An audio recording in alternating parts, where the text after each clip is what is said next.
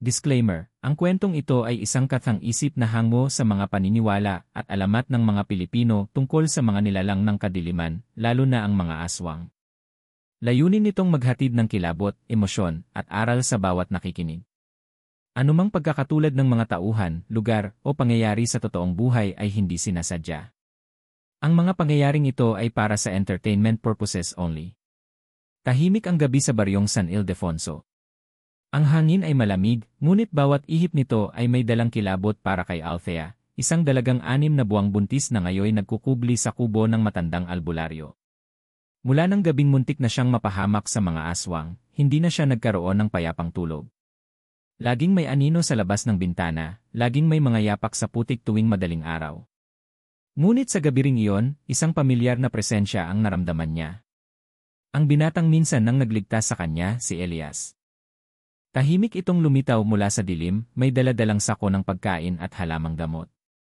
Ngunit sa kabila ng kabutihan nito, hindi maalis sa isipan ni Althea ang mga bulong-bulungan ng mga taga-baryo, aswang yan. Nakita raw sa gubat, kumakain ng hayop. Ngunit paano kung mali sila? Paano kung ang tinatawag nilang halimaw ang siyang tanging dahilan kung bakit siya at ang kanyang dinadala ay buhay pa? Bakit ka bumalik? Mahinang tanong ni Althea habang pinagmamasdan ang dugo ang braso ni Elias. Hindi ko kayang pabayaan ka. Alam kong babalik sila, sagot nito. Sa tono ng kanyang boses, may bakas ng pagod at sakit, hindi ng kasamaan. Lumipas ang mga oras, ngunit hindi mapakali si Althea. Naaalala niya ang bawat patak ng ulan noong gabing iyon sa lumang bahay ng albularyo, ang sigaw, ang amoy ng nasusunog na dahon, at ang malamig na kamay na humila sa kanya palayo sa kamatayan. Iyon ay ang kamay ni Elias. Sa bawat titig ng binata, may nakatagong bigat ng lihim. Parang gusto nitong sabihin ang isang bagay ngunit pinipigilan ng takot. At sa likod ng katahimikan ng gabing iyon, may marahang mga yapak na muli niyang narinig sa labas. Hindi iyon tao. Elias, bulong ni Althea habang kumakapit sa kanyang tiyan. Alam ko, sagot ng binata, sabay labas ng isang itim na kutsilyo na may ukit na kakaiba. Nandito na sila. At bago pa man tuluyang dumilim ang paligid, muling bumalik ang bangungot na matagal nang sinusubukang takasan ni Althea, ang gabing hindi niya alam kung sino ang mas dapat katakutan, ang mga halimaw sa labas, o ang nilalang na nagmamahal sa kanya sa loob ng silid. Kinabukasan, nagising si Althea sa tunog ng mga ibon sa labas. Ngunit sa halip na katahimikan, may kakaibang bigat sa paligid. Si Elias ay wala na sa tabi ng kanyang higaan. Naiwan lamang ang bakas ng dugo sa sahig at ang amoy ng nasunog na damo. Lumabas siya ng kubo at doon niya nakita ang binata sa lilim ng punong balete, nakayuko habang nililinis ang sugat sa braso. Ang balat nito ay tila bahagyang nagbabago, parang may aninong dumadaloy sa ilalim nito. Napatigil si Althea, natakot, ngunit hindi siya makagalaw. Elias, mahinang tawag niya. Tumingin ang binata, at sa unang pagkakataon, nakita niya ng malinaw ang mga matang hindi ganap na tao. Itim na itim, tila kumikislap sa sikat ng araw. Hindi mo dapat akong makita ng ganito, wika ni Elias, habang tinatakpan ang kanyang braso. Anong ibig mong sabihin? May dahilan kung bakit ako laging lumilitaw lang sa gabi. Hindi mo ako kailangang katakutan, Althea, pero kailangan mong malaman ang totoo. Naupo si Althea sa harap nito, nanginginig ang kamay ngunit pinilit ang tapang. Sabihin mo, Anya. Sino ka ba talaga? Huminga ng malalim si Elias, at ang kanyang tinig ay tila humahalo sa ihip ng hangin. Hindi ako ganap na tao. Anak ako ng isang babae't aswang. Pinili kong mabuhay bilang tao, pero hindi ko na maitatago ang kalahati kong dugo. Napatitig si Althea sa kanya, hindi makapagsalita. Ang binatang nagligtas sa kanya sa tiyak na kamatayan, isang nilalang na kalahating halimaw. Ngunit sa kanyang puso, may halong awa at pagkalito. Hindi niya makita ang kasamaan sa mga mata ni Elias, tanging pagod at pangungulila. Bakit mo ko tinutulungan? Tanong niya sa pagitan ng hikbi. Dahil ikaw lang ang nagpaniwala sa akin na kaya kong maging tao, sagot ni Elias. At dahil ang batang dinadala mo ay may tadhanang mas malaki kaysa sa atin. Hindi pa man lubos maunawaan ni Althea ang kanyang mga sinabi, biglang umalingaw ang huni ng mga paniki mula sa gubat, isang hudyat ng panganib. Tumayo si Elias, mabilis, at humawak sa kamay ni Althea. Makinig ka, huwag kang lalabas kapag gabi. Ang mga aswang na sumusunod sa iyo, hindi sila basta halimaw. Hinahanap nila ang bata mo. At sa kanyang mga mata, nakita ni Althea ang takot, isang takot na hindi para sa sarili, kundi para sa kanya. Sa gabing iyon, sa ilalim ng lumalabong araw, nagsimula ang kakaibang pagkakaibigang babago sa kapalaran nilang dalawa. Mabilis na lumipas ang mga araw sa baryo. Habang patuloy na nagtatago si Althea sa kubo ng matandang albularyo, lalong lumalalim ang kanyang pagkakaunawaan kay Elias. Sa bawat gabi na dumaraan, mas nakikilala niya ang katauhan ng binata, hindi bilang isang halimaw, kundi bilang isang nilalang na pinili ang kabutihan kahit palabag ito sa kanyang sariling dugo. Isang gabi, habang kumukulog sa labas at kumikislap ang kidlat sa kalangitan, nagsimula si Elias magbukas ng kanyang mga lihim. Umuupo siya sa gilid ng apoy, ang mga matay nakatitig sa nag-aalab na kahoy. Marahil oras na para malaman mo ang lahat, anya sa mahinang tinig. Tahimik lamang si Althea, nakikinig, habang ang ulan ay tila humahampas sa bubong na parang mga iyak ng mga kaluluwa. Ang ina ko, patuloy ni Elias, isang aswang na tumakas sa kanyang lahi. Umibig siya sa isang tao, sa aking ama. Pero nang ipanganak ako, sinumpa siya ng kanyang kapwa aswang. Pinatay nila ang aking ama, at mula noon, tinakasan na namin ang mga bundok. Lumaki akong itinatago sa dilim, itinuro sa akin ng aking ina kung paano labanan ang aking uhaw sa dugo. Nanginginig ang boses ni Elias. Tuwing kabilugan ng buwan, nararamdaman kong nag-iba ako. Hindi ko kayang kontrolin ang aking sarili. Pero nang makita kita, Althea, may kakaiba. Ang amoy ng dugo mo, ang tibok ng puso mo, imbes na tuksuhin ako, pinatahimik ako. Hindi malaman ni Althea ang sasabihin. Elias, bakit mo pa rin ako tinutulungan, kung alam mong maaari kitang ilagay sa panganib? Ngumiti ang binata, mapait ngunit tapat. Dahil minsan, kahit ang halimaw ay marunong magmahal. Tumahimik ang paligid. Tanging lagaslas ng ulan ang maririnig. Sa mga sandaling iyon, ramdam ni Althea ang bigat ng sumpang pasan ni Elias.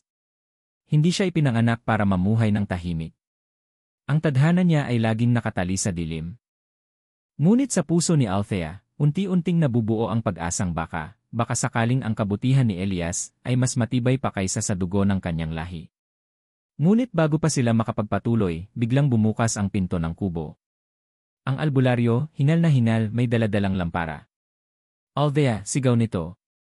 Nakita ka ng mga taga-baryo. Alam nila kung sino ang kasama mo. Pinaghahanap nila kayo. Nagkatinginan sina Althea at Elias. Sa gabing iyon, hindi lamang ang ulan ang bumuhos, pati ang sumpa ng kanilang mga nakaraan. Sumabog ang kaguluhan sa buong baryo ng San Ildefonso.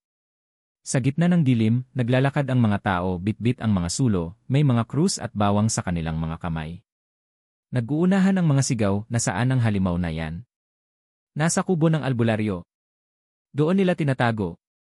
Habang papalapit ang mga taga-baryo, si Althea ay nanginginig sa loob ng kubo. Ang liwanag ng mga sulo ay sumasalamin sa kanyang luha. Si Elias naman ay tahimik lang, hawak ang matalim na kutsilyong may kakaibang ukit. Alam niyang hindi na niya kayang lumaban ng walang kapalit. Elias, kailangan mong tumakas, pakiusap ni Althea. Kung aalis ako, papatayin ka nila, sagot ng binata, malamig ngunit puno ng sakit. Pero kung lalaban ka, mapapatunayan lang nila na totoo ang iniisip nila tungkol sa'yo. Ngumiti si Elias, mapait. Hindi ko kailangan ng patunay, Althea. Ang mahalaga, ligtas ka. Sa sandaling iyon, sumabog ang pinto. Pumasok ang isang grupo ng kalalakihan, pinamumunuan ni Kapitang Nardo. Ayan siya, sigaw ng isa. Ang aswang. Walang sabi-sabi, tinutukan nila ng sibat si Elias. Ngunit bago pa man ito tumama, biglang may dumagundong na ingay mula sa likuran ng bahay, isang malakas na sigaw, matinis, parang sigaw ng hayop. Mula sa dilim ng gubat, lumitaw ang isang tunay na aswang, malaki, itim, at may pulang mata. Nagkagulo ang lahat.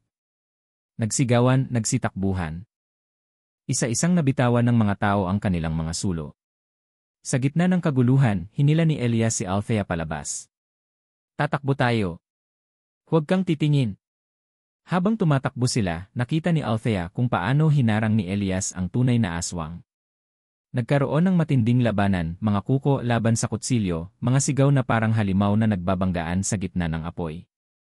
Sa bawat suntok at hiwa, kitang-kita ni Althea ang pagkatao ni Elias, isang halimaw sa mata ng iba, ngunit isang tagapagtanggol sa kanya. Sa wakas, napaslang ni Elias ang nilalang, ngunit kapalit nito, isang sugat sa dibdib ang kanyang tinamo. Habang unti-unti silang nakakatakas sa kabubatan, naririnig nila sa malayo ang mga sigaw ng mga tao, sinunog ang bahay ng albularyo. Walang makalalabas na buhay. Sa ilalim ng ulan at usok, yakap ni Althea si Elias na halos mawalan na ng malay. Hindi mo dapat ginawa yon, umiiyak niyang sabi. Wala akong pinagsisihan, mahina nitong tugon. Hanggat humihina kaligtas ang anak mo. At sa pagpatak ng ulan sa kanilang balat, nagsimula ang sunod na kabanata ng kanilang pagtakas, isang paglalakbay sa pagitan ng buhay, sumpa, at pag-ibig. Dumiretso sina Althea at Elias sa paanan ng bundok matapos ang kaguluhan. Madilim at basa ang daan, bawat hakbang ay may halong takot at pag-asa. Sa ilalim ng mga punong matataas, halos hindi na makita ni Althea ang mukha ni Elias na balot ng dugo at putik. Sandali lang, Elias, kailangan mong magpahinga, bulong niya habang pinipilit niyang sandalan ito sa isang batong malaki. Ngunit ang binata ay mahina na, halos hindi na makapagsalita. Hindi pwede kapag huminto tayo, maaamoy nila tayo, bulong ni Elias, habol hininga, nanginginig ang kamay. Napansin ni Althea na may kakaibang nangyayari sa katawan nito, ang mga ugat sa leeg ni Elias ay namumula, at ang mga mata nito ay dahan-dahang nag-iba ang kulay. Para bang ang dugo ng aswang sa loob niya ay muling nagigising. Elias, ano to? Tanong niya, nanginginig ang tinig. Ang sugat ko galing sa isa sa kanila, sagot ng binata. Kung hindi ko mapipigilan, baka ako mismo ang maging panganib sa'yo. Napaiyak si Althea. Hindi mo ako kailangang protektahan sa sarili mo. Napatunayan mo na kung sino ka. Hindi ka halimaw, Elias, ngunit bago pa niya matapos ang sasabihin, bigla niyang naramdaman ang matalim na paghinga ni Elias, parang hayop na uhaw sa dugo. Tumalikod dito, tinatakpan ng mukha, pilit na nilalabanan ang sariling likas na anyo. Umalis ka na, Althea, sigaw niya. Habang kaya mo pa. Ngunit hindi siya umalis. Lumapit siya, hawak ang mukha ng binata, pinilit niyang makita ang mga mata nitong nagiging itim. Kung totoong ang halimaw ka, bakit pinipigilan mo akong saktan? Hindi ba't ang halimaw ay walang puso? Sa puntong iyon, tila bumalik ang ulirat ni Elias. Ang kanyang mga matay muling naging tao, at sa mahinang tinig ay sinabi niya, dahil ikaw ang natitirang dahilan kung bakit ako nananatiling tao. Tumuloy ang ulan, humahalo sa luha ni Althea. Ang mga sigaw ng mga taga-baryo ay muling naririnig sa malayo, papalapit na naman sila. Dahan-dahang tumayo si Elias, kinuha ang kanyang kutsilyo, at tumingin kay Althea. Hindi ko alam kung hanggang kailan ko pa mapipigilan to, sabi niya. Pero hanggat kaya ko, ipagtatanggol kita. Kahit ang kalaban ay ako mismo. Habang naglalakad sila palayo, tanga ng isa't isa, alam nilang hindi na ito simpleng pagtakas. Ito ay laban para sa tiwala, sa pagitan ng tao at halimaw, ng pag-ibig at dugo. Lumipas ang ilang araw ng pagtakas nina Althea at Elias. Sa isang liblib na kuweba sa paanan ng bundok, doon nila pansamantalang natagpuan ang katahimikan. Ang hangin ay malamig, ang paligid ay basang-basa sa hamog, at ang bawat tunog ng insekto ay tila may dalang babala. Habang si Althea ay nagpapahinga, inaalagaan ang kanyang dinadalang sanggol, si Elias naman ay nananatiling gising, nakabantay, nakamasid, at tila laging handa. Sa mga gabing iyon, kitang-kita ni Althea ang pagbabago sa binata. Minsan ay tahimik, minsan ay tila nasa ilalim ng matinding sakit. Isang gabi, tinanong ni Althea, Elias, natatakot ka ba sa sarili mo? Tahimik muna ang binata bago sumagot. Hindi sa sarili ko, Althea. Natatakot ako sa mga tao. Dahil mas malupit sila kaysa sa mga halimaw na kinatatakutan nila. Naguguluhan si Althea. Anong ibig mong sabihin? Alam mo ba kung bakit marami sa amin ang naging aswang? Tanong ni Elias. Dahil tinakwil kami ng mga tao. Sinunog ang mga bahay, pinatay ang mga anak, at sa takot nila, gumawa sila ng mas masahol pa sa halimaw. Hindi ako ipinanganak na masama ginawang halimaw ng galit ng tao. Tumahimik si Althea. Sa kanyang puso, unti-unting bumubuo ng aral ang bawat salitang lumalabas sa bibig ni Elias. Marahil, bulong niya, hindi ang anyo ng nilalang ang dapat katakutan, kundi ang puso ng taong punang puot. Ngumiti si Elias, mapait ngunit totoo. Hindi lahat ng halimaw ay may pangil. Minsan, sila ang mga taong nagsisindi ng apoy para sunugin ang mga hindi nila nauunawaan. Ngunit bago pa sila makapagpatuloy sa pag-uusap, may maririnig na yabag mula sa labas ng kuweba, mahihinang hakbang, ngunit tiyak na hindi hayop. Kinuha ni Elias ang kanyang kutsilyo at sinenyasan si Althea na manahimik. Lumabas siya, dahan-dahan, at doon niya nakita ang mga taga-baryo. Bitbit nila ang mga sulo at sibat, ang mga mataipon ng galit at takot. Diyan sila! Nandyan ang aswang at ang babae, sigaw ng isa. Nang makita ito ni Althea, hinawakan niya ang kamay ni Elias. Huwag kang lalaban, pakiusap kaya natin to, ngunit tumitig si Elias sa kanya, mabigat ang loob. Hindi na nila ako kailanman tatanggapin. Sa mata nila, halimaw pa rin ako. Pero kung kailangan kong maging halimaw para iligtas ka, gagawin ko. Sa sandaling iyon, bumagsak ang unang sibat sa lupa, at nagliyab ang paligid ng kuweba. Ang apoy ay sumiklab, at ang hangin ay napuno ng abo at takot.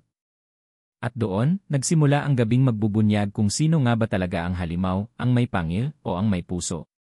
Ang paligid ay nagliliyab. Sa labas ng kuweba, sumisigaw ang mga taga-baryo, habang ang apoy ay unti-unting lumalapit sa kanilang kinaroroonan. Ang usok ay kumakapal, at ang init ay parang kumakain ng hangin. Si Althea ay nakaluhod sa lupa, humahabol ng hininga, habang hinahawakan ang kanyang tiyan, malapit na siyang manganak. Elias, mahina niyang sabi, halos hindi makapagsalita sa sakit. Ang anak ko, nataranta si Elias. Tumakbo siya palibot, hinahanap ng paraan upang makalabas. Ngunit sarado na ang daan, ang mga tao sa labas ay nagsisigawan, sunugin ang kuweba. Walang halimaw na makakaligtas. Habang lumalakas ang sigaw ng mga tao, naririnig din nila ang iyak ni Althea, isang iyak na halong takot at pag-asa. Lumapit si Elias, pinahiran ng pawis ang noo ng babae, at sa nanginginig na tinig ay sinabi, hindi mo pwedeng sumuko ngayon, Althea. May buhay na kailangan mong iligtas. Ngunit ramdam ni Elias ang pagkulo ng kanyang dugo. Ang sugat niya ay muling bumubukas, at ang kanyang mga matay nagdidilim. Naririnig na niya ang tinig ng dugo sa kanyang loob, ang tawag ng halimaw na gusto niyang kalabanin. Labanan mo, Elias, bulong ni Althea, halos hindi na makapagsalita. Huwag mong hayaang lamunin ka ng sumpa mo. Ngunit nang marinig ni Elias ang paglapit ng mga tao, hindi na siya nagdalawang isip. Tumayo siya, humawak sa kutsilyo, at humarang sa pasukan ng kuweba. Walang makakalapit sa kanya, sigaw niya. Pumasok ang ilang lalaki, bitbit ang mga sibat. At sa sumunod na sandali, naglaban ang tao at halimaw. Si Elias, sa bawat galaw, ay mabilis at malakas, hindi naganap na tao. Ang kanyang mga kuko ay tumalim, ang mga mata ay nagningning, ngunit sa puso niya, iisa lamang ang layunin, iligtas si Althea at ang kanyang anak. Sa gitna ng labanan, narinig ni Elias ang malakas na iyak ng sanggol. Elias, sigaw ni Althea. Nailuwal ko na siya. Ngunit sa parehong sandali, isang sibat ang tumama sa dibdib ni Elias. Napaatras siya, ngunit sa halip na bumagsak, ngumiti siya. Tumingin kay Althea at sa sanggol na yakap nito. Ligtas na kayo, bulong niya, bago tuluyang napaluhod. Habang bumubuhos ang ulan sa labas, pinatay nito ang apoy na nagngangalit. Tumahimik ang lahat. Ang mga taga-baryo ay napatigil, natigilan sa kanilang nakita, ang aswang na nag-alay ng buhay para iligtas ang isang tao. Sa mga bisig ni Althea, huminga ng huling beses si Elias, at sa dilim ng kuweba, naroon ang pag-iyak ng isang bagong silang na sanggol, bunga ng pag-ibig na ipinaglaban sa gitna ng dugo at apoy. Lumipas ang magdamag. Tumila ang ulan, at kasabay ng unang liwanag ng umaga ay ang katahimikan ng baryong minsang nilamon ng takot. Sa labas ng kuweba, nakahandusay ang katawan ni Elias, ang lalaking minsang tinawag na aswang, ngunit sa huli ay naging tagapagtanggol ng buhay. Si Althea ay nakayakap sa kanyang sanggol, nilalampasan ang bawat hapdi ng pagkawala. Ang mga taga-baryo, na nooy puno ng galit at takot, ay ngayon ay tahimik na nakatingin sa katawan ni Elias, tila ngayon lamang nila nakita ang katotohanan. Hindi siya halimaw, mahina ngunit malinaw na wika ni Althea. Isa siyang tao na nagmahal. Walang sumagot. Ang hangin lamang ang saksi sa kabigatan ng katotohanang iyon. Ang mga matatanda ay napayuko, ang mga lalaki ay itinapon ang kanilang mga sibat, at ang ilan ay lumapit upang tulungan si Althea. Pagkaraan ng ilang araw, inilibing nila si Elias sa ilalim ng punong akasya, ang lugar kung saan unang nagtagpo ang mga mata nila ni Althea. Walang naglakas loob magsindi ng kandila, ngunit bawat isa sa baryo ay nagdasal sa katahimikan. Lumipas ang mga taon. Ang baryo ay muling nabuhay. Nawala ang mga kwento ng aswang, napalitan ng mga alamat ng isang lalaking tumulong, isang nilalang na nagligtas, at isang pag-ibig na nilabanan ang sumpa ng dugo. Ang sanggol na iniligtas ni Elias ay lumaking matalino at mabait, pinangalan ng Elian, bilang pag-alala sa kanyang ama. Habang lumalaki siya, naririnig niya mula sa kanyang ina ang mga kwento ng kabayanihan ng kanyang ama, ang taong pinaniniwala ang aswang ngunit may pusong higit pa sa sinuman. Anak, sabi ni Althea isang gabi habang pinagmamasdan ang bituin sa langit, ang dugo mo ay kakaiba, ngunit huwag kang matakot. Ang kabutihan ay hindi nasusukat sa kung ano ka, kundi sa kung anong pinipili mong maging. Ngumiti si Elian. Sa kanyang mga mata, may liwanag na tila pamilyar, ang liwanag ng isang nilalang na may kapangyarihan, ngunit puno ng awa. Taon pa ang lumipas, at sa tuwing may batang matatakutin na magtatanong tungkol sa mga aswang, si Althea ay palaging sasagot, hindi lahat ng aswang ay halimaw. May ilan na tulad ni Elias na mas piniling magmahal kaysa manakit. At sa bawat paglipas ng hangin sa gabi, maririnig ng mga tao ang mahinang bulong mula sa punong akasya, bantayan mo sila, Elias, isang alamat na hindi natapos sa takot, kundi sa pag-ibig, ang kwento ng aswang na may puso. 3.